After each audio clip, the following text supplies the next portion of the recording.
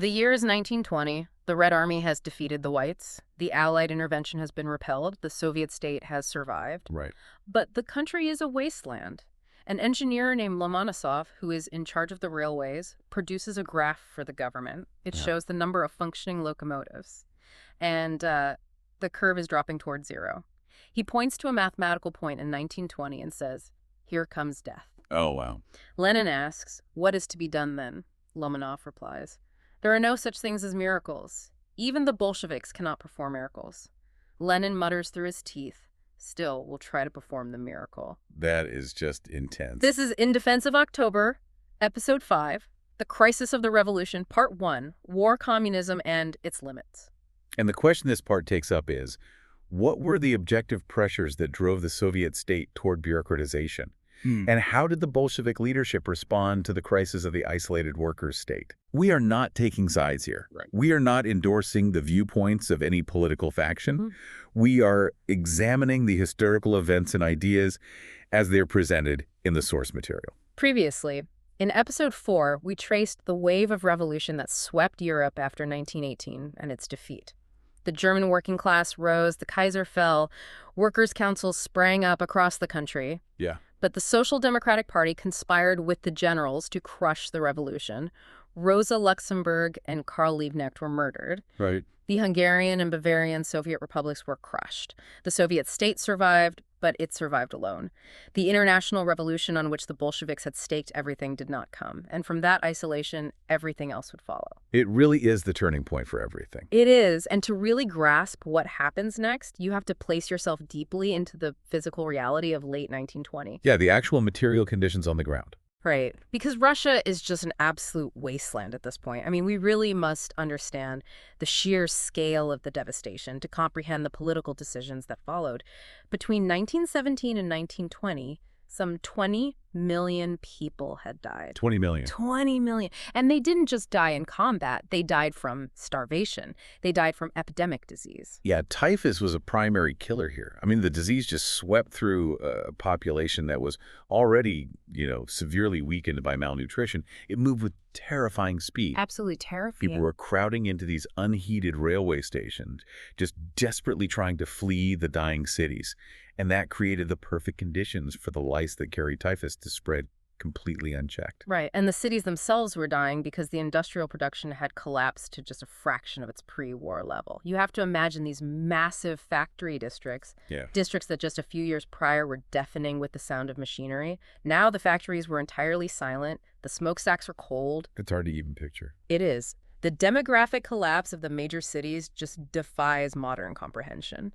Moscow lost 44.5% of its population. Wow. Just think about walking through a major capital city today and seeing nearly half the buildings completely abandoned.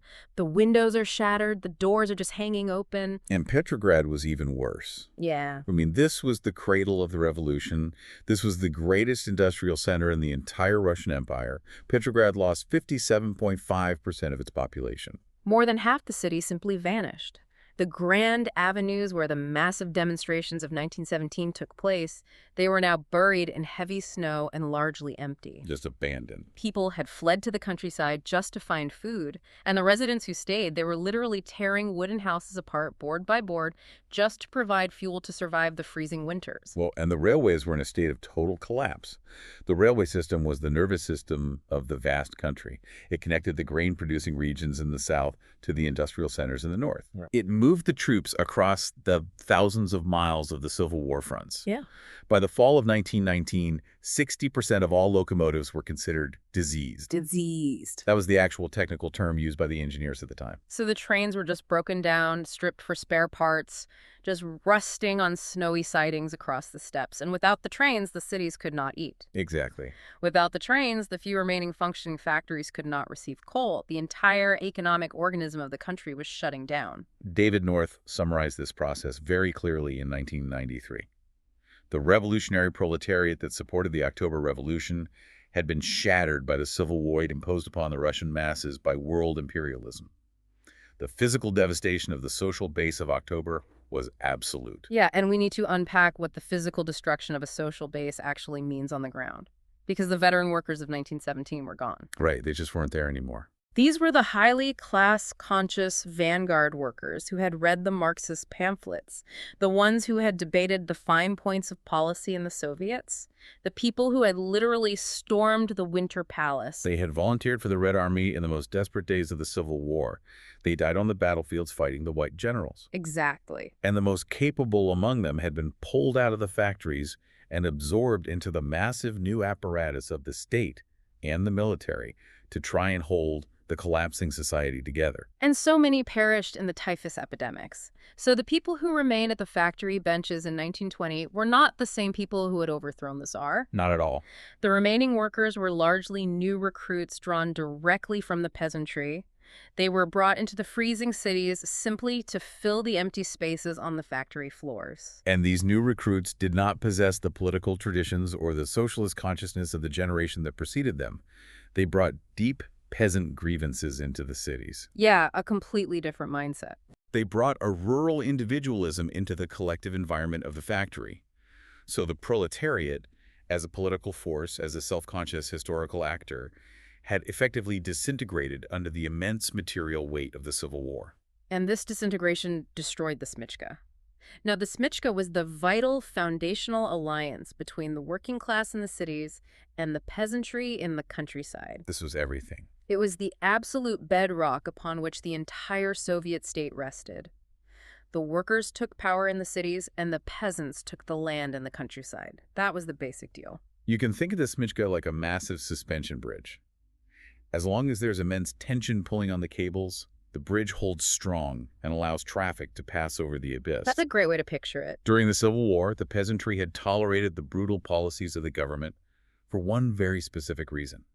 The white armies threatened to bring back the landlords. Right. The peasants knew perfectly well that if the white generals won the Civil War, those massive agricultural estates would be returned to the aristocracy. The spontaneous land seizures of 1917, where the peasants took the earth for themselves, would be violently reversed by firing squads and hanging trees. That was the tension holding the bridge up. So they handed over their grain, they watched the armed detachments take their harvests, and they endured it out of sheer military necessity. But by 1920, the whites were defeated. The threat of the landlord's return was eliminated. And the moment that external military pressure evaporated, the tension on the cables snapped. The bridge fell apart. The peasantry erupted into open revolt against the Soviet state. They no longer had a reason to tolerate the confiscation of their crops. Yeah. They began hiding their grain in underground pits. They began taking up arms against the requisitioning squads sent from the starving cities. Entire provinces broke out in massive, bloody rebellion. The alliance was entirely broken. Which brings us to part 2, war communism. Right, part 2, war communism. Now, you might look at this highly centralized, regimented system and assume this was the Marxist blueprint for a socialist economy. A lot of people make that mistake. You might think the leadership always planned to eliminate money and force everyone to work. Trotsky analyzed this perfectly in The Revelation Betrayed. War communism was a system of regimentation and compulsion. It was imposed by the necessities of the Civil War. But in the minds of many party members, it came to be identified with the very essence of the dictatorship of the proletariat. Mistaking emergency survival tactics for socialist principles is a profound political danger. We really need to explore exactly how that psychological trap works. War communism was not a preconceived program for the transition to socialism. No, not at all. It was a set of desperate, improvised measures dictated entirely by the need to prevent immediate military and economic collapse. The state had to feed an army of 5 million men. It had to keep a handful of essential military factories running to produce bullets and rifles. And it had to do this in a country completely cut off from the world market by an imperialist blockade, with its most fertile agricultural regions frequently occupied by enemy armies. The theoretical danger arose because the sheer duration and intensity of the Civil War forced the party to rely on these methods of command and compulsion for years on end. A virtue was gradually made out of a brutal necessity. Right. Administrative decree replaced economic calculation. Force replaced the exchange of goods. For many in the party, this highly centralized, militarized control over every single aspect of economic life began to look like the actual realization of the socialist plan. They lost sight of the fundamental Marxist premise that true socialism requires a high level of material abundance and a flourishing culture. You can't build socialism on poverty. Socialism cannot be built on the equalized distribution of poverty at the barrel of a gun. So let's break down the 4 specific elements of war communism to understand how all-encompassing and intrusive it was for the average person. Okay. The first element was nationalization. This was a desperate measure taken in June 1918. The original goal of the Bolsheviks after taking power had actually been to establish workers' control over industry. Right, keeping the capitalist owners in place, but forcing them to open their books and submit to the oversight of the factory committees. They did not want to immediately nationalize everything, but the Russian bourgeoisie went on strike. Factory owners sabotaged production. They locked the doors. They locked the doors, hid the raw materials, and actively collaborated with the invading armies. The government had to commandeer resources for the Red Army to survive. So they abruptly nationalized every major industry, pulling the entire productive capacity of the country under the direct, rigid control of the state apparatus. Exactly. The second element was grain requisitioning, known in Russian as продразверстка. This was the most violent and contentious policy of all. It was brutal. The state sent armed detachments of workers and soldiers from the freezing cities into the villages to seize specific quotas of grain from the peasants. And the peasants were paid in paper money for this confiscated grain. But because of runaway hyperinflation, that paper money was completely worthless. It was essentially outright confiscation without any real compensation. The state faced a brutal, impossible choice. Take the grain by force, or let the cities physically starve to death and watch the counter-revolution triumph. There was no middle ground available. It was a matter of basic caloric survival. The third element was the complete elimination of the market. The national currency had collapsed entirely. State allocations simply replaced trade. Workers were no longer paid in money. Right, they were paid in kind. Imagine going to work and instead of a paycheck, you receive a meager ration of bread, a few logs of firewood, and basic clothing, if the state had any to give. The postal service became free because charging worthless money for stamps no longer made sense. Utilities, if the pipes and wires actually functioned, were free. Some theorists at the time tried to celebrate this as a utopian leap into a moneyless communist society. But it was not a leap forward. It was the complete regression of the economy to primitive barter and rationing. It was the economics of a besieged fortress. And the fourth element was the militarization of labor. The government instituted universal labor conscription. Workers were assigned to specific factories by administrative order. You couldn't choose where you worked. You could not quit your job and look for a better one. Desertion from your assigned factory was treated exactly the same as desertion from the military front lines. If you left your post, you would face a harsh military tribunal. Yeah. And the trade unions themselves were completely transformed. They were no longer independent organizations meant to defend workers against management. They became integrated organs of the state, designed to discipline the workforce and mobilize production for the massive war effort. The entire country was turned into a single, vast military camp. Which brings us to the road not taken. We need to paint the picture of February 1920. This is a crucial moment. This is a full year before the famous new economic policy was actually adopted. The snow was deep across the country. The population was utterly exhausted. And the peasant revolts were just beginning to gather terrible, violent momentum in the countryside. The civil war against the major white armies was largely won, but the economy was actively dying. Trotsky recognized this and brought a proposal to the Central Committee. The present policy of equalized requisition, according to the food scale, of mutual responsibility for deliveries, and of equalized distribution of manufactured products tends to lower the status of agriculture and to disperse the industrial proletariat, and threatens to bring about a complete breakdown in the economic life of the country. The foresight of this warning is absolute. Because Trotsky had spent the entire Civil War traveling the immense distances of the country in his armored train, constantly observing the actual material conditions on the ground. Right. He recognized that the peasant economy was grinding to a complete halt. If the peasant knew the state would simply send an armed squad to confiscate any surplus grain he managed to grow, he would logically only grow enough to feed his own immediate family. There was no incentive to produce more. The agricultural base of the entire nation was shrinking rapidly, and consequently, the raw materials for industry were vanishing. Trotsky understood that armed coercion alone could no longer compel agricultural production. You cannot shoot a field to make it grow wheat. Right. He saw that a basic economic incentive had to be restored immediately before the spring sowing season. So he proposed an alternative. The requisition of surpluses should give way to payment on a percentage basis, a sort of progressive income tax in kind. The scale of payment being fixed in such a way as to make an increase of the plowed area or a more thorough cultivation still yield some profit. A closer correspondence should be established between the industrial products supplied to the peasants and the quantities of grain they deliver. This applies not only to rural districts and villages, but to the individual peasant households as well. This document was the exact blueprint for the new economic policy that would follow a year later. It contained the core mechanisms that would eventually save the Soviet economy from total disintegration. It proposed replacing the arbitrary, violent confiscation of grain with a fixed, predictable tax in kind. Yeah.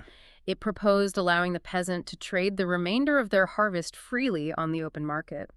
It proposed restoring the economic link between the city and the village through the actual exchange of industrial goods for agricultural produce. Rather than state theft. Right, rather than just confiscating it.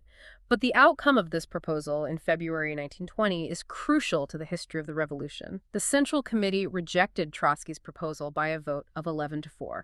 Lenin opposed it. We need to explain Lenin's reasoning clearly here, because it was not based on ideological stubbornness.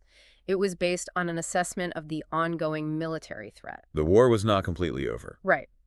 The White General Wrangel was still holding out with a formidable army in the Crimea. Furthermore, the Polish military, backed by France, was preparing to invade Soviet territory. Lenin believed that relaxing the requisitioning system at that precise moment could show fatal weakness. He feared it would disrupt the immediate guaranteed supply of food to the front lines, just as the Red Army needed to prepare for another massive mobilization to fight Poland. He believed the state had to maintain its iron grip on all resources until the military threats on the borders were decisively eliminated. But continuing the policy of war communism for another entire year was a severe mistake. A terrible miscalculation. It brought the Soviet state to the absolute brink of total collapse. The peasant revolts multiplied in ferocity, the famine deepened, leading to unimaginable suffering and mass starvation. The industrial breakdown accelerated until almost nothing was being produced. Lenin himself would later openly acknowledge that clinging to war communism through the end of 1920 was a profound error. The delay cost the country dearly in human lives and economic capacity. We really must use this precise moment of policy disagreement to dispel later falsifications about the relationship between Lenin and Trotsky. Decades of historical revisionism attempted to paint them as permanent, irreconcilable antagonists. You hear that narrative all the time, that they were always fighting for control, but the archives show a completely different dynamic. Trotsky explained how they actually functioned together. In most cases, the decisions that Lenin and I arrived at independently of each other were identical in all essentials. A few words would bring about a mutual understanding. When I thought the decision of the Politburo or of the Soviet People's Commissaries might turn out wrong, I would send Lenin a brief note on a slip of paper. He would answer, "Absolutely right, submit your proposal." The deep synchronization between the two leaders was the actual axis of the revolutionary government. They frequently arrived at the exact same political conclusions from completely different angles. When they did disagree, as they clearly did over the economic proposals in February 1920, the disagreement was tactical. It was based on a shared assessment of the immense dangers facing the revolution. There was no fundamental, unbridgeable chasm between them regarding the ultimate goals of the state. The historical record demonstrates a working relationship based on profound mutual respect and an absolute dedication to the survival of the workers' state. Their collaboration was highly organic. They constantly corrected one another. They relied entirely on one another to manage the overwhelming daily complexity of a collapsing society. The narrative of an inherent structural enmity between them is an invention of a much later political period designed to serve factional interests that had absolutely nothing to do with the historical reality of 1920. Well, and this deep internal crisis brings us to part 3, the trade union debate. This debate consumed the entire party in late 1920 and early 1921. It took over everything. You have to understand that this wasn't really about the boring administrative rules of how to run a union. It was a fierce battle over the very soul of the dictatorship. The country was literally drowning in economic ruin, and the leadership spent months engaged in a bitter, theoretical struggle over the precise role of labor organizations in a worker state. We must detail the three main factions to understand the sheer complexity of the situation. First, we have Trotsky's position. He argued for the formal statization of the trade unions. Right. He wanted to integrate them directly into the state machinery to run the ruined economy with military efficiency. Now, if the state belongs to the workers, why do workers need a union to defend themselves against it? That is the logical assumption his position rested upon. If the working class is indeed the ruling class, then a strike against the state is a strike against themselves. It harms the collective effort to survive. The unions, in his view, should cease to be defensive organs and become organs of economic administration, mobilizing labor and fiercely raising productivity to save the country from starvation. Second, we have the workers' opposition, led by Alexander Shlapnikov and Alexandra Kollontai. This was essentially a syndicalist approach. They argued that the trade unions themselves should control the entire economy. Complete syndicalism. They wanted an all-Russian Congress of producers to manage industry, completely bypassing the state apparatus and the party leadership. And, the workers' opposition reflected the deep exhaustion and entirely justified anger of the workers against the growing arrogance of the state bureaucracy. But their proposed solution would have effectively dissolved the centralized state apparatus exactly at the moment when it was fighting for its life against internal revolt and economic ruin. Third, we have Lenin's middle position. Lenin argued that the Soviet state was not a pure workers' state. He defined it as a workers' state with bureaucratic distortions. A very important distinction. Therefore, the unions had to remain somewhat independent from the state machinery. Lenin argued they had to act as schools of communism, educating the workers in management. But crucially, also mediating and defending the workers against the bureaucratic excesses of their own state. He saw clearly that the state apparatus was alienating the masses, and the unions were the necessary buffer to prevent a total rupture between the government and the working class. It sounds like a fascinating theoretical debate, but you have to look at the context. They're debating how to manage factories that are physically frozen solid, devoid of raw materials, and largely devoid of actual workers. Exactly. Trotsky later looked back at this and wrote, "The political content of the discussion has had so much refuse heaped upon it that I do not envy the historian of the future who tries to get to the truth of the matter." The party was arguing feverishly about the school of communism, whereas the thing that really mattered was the economic catastrophe hanging over the country. The uprisings at Kronstadt and in the province of Tambov broke into the discussion as the last warning. Debating theory while the country burned reveals the severe disorientation of the party leadership. The leadership was caught in a massive trap of its own making. They were projecting complex theoretical models onto a social reality that was literally dissolving beneath their feet. The trade union debate was a massive, dangerous misallocation of political energy at a critical moment. They were fighting bitterly over the administrative mechanisms of an industrial economy that had essentially ceased to exist in reality. The actual problem was not union management. Right. The actual problem was the complete collapse of the agricultural surplus and the physical starvation of the cities. The debates over statization or syndicalism were symptoms of the crisis, not solutions to it. The objective reality of famine, deindustrialization, and mass peasant insurgency was about to smash through the windows of the committee rooms. And while this intense theoretical debate was raging, something else was happening in the background. Stalin and Zinoviev utilized this trade union debate for their own very specific purposes. Yeah, they were making moves. They didn't actually have an independent, principled position on the role of the trade unions. They attached themselves firmly to Lenin's majority platform out of pure, cold calculation. They saw a golden opportunity to isolate Trotsky within the leadership.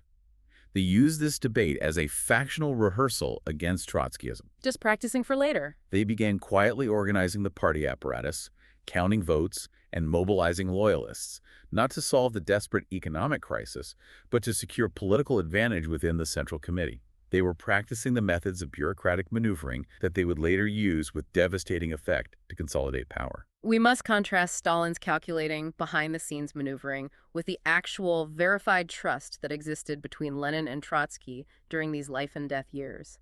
The documentary record tells the story clearly, stripping away the later myths. It really does. During the most desperate, terrifying days of the Civil War, when the survival of the state was measured in hours, Lenin gave Trotsky a highly unusual document.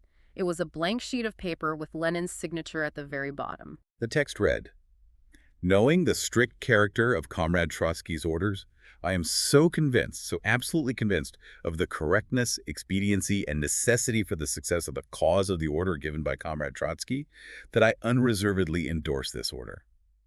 The absolute trust this document represented is virtually unprecedented in modern political history. Lenin handed Trotsky the total authority to issue any order up to and including execution, with the prior unconditional backing of the head of the government. Just think about that level of confidence. He did this during a war where a single military or political mistake could mean the annihilation of the Soviet Republic. He did not grant this terrifying level of power to a political rival. He did not grant this power to an enemy of Leninism. He granted it to the man he considered the indispensable co-leader of the revolution. This single document completely destroys the myth of their perpetual hostility. It is physical proof of their deep strategic alignment and massive mutual confidence. And we must contrast this absolute trust with Lenin's private, written assessment of Stalin just a few years later. Right. In the final years of his active political life, as his health failed, Lenin wrote a document assessing the leadership.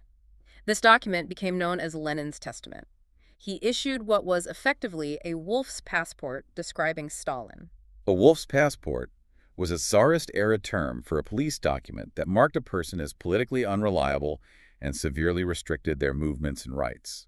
Lenin explicitly described Stalin in writing as rude and disloyal. He warned the party leadership that this cook will make only peppery dishes. Lenin saw the bureaucratic menace gathering darkly around Stalin. The culmination of this assessment was Lenin's explicit testament recommendation to the party to remove Stalin entirely from the position of general secretary. He realized almost too late that concentrating administrative power in the hands of a man who lacked basic loyalty and theoretical depth was a fatal threat to the survival of the party. It was a stark warning. Trotsky later pointed this out perfectly. It is enough simply to juxtapose these two texts, the unlimited moral power of attorney which Lenin conferred on me, and the moral wolf's passport issued to Stalin, to realize to the full his attitude toward each of us. Solidifying the historical record against later falsifications is essential to understanding the actual crisis of the revolution. So when we return to the core question of this deep dive, the answer lies directly in the intersection of massive material collapse and absolute political isolation. Yes, because the trade union debate we analyzed was an ideological struggle fought on the entirely wrong terrain. The party was arguing feverishly about how to organize a system that was already in a state of terminal collapse. The real crisis was just about to break over their heads. Exactly.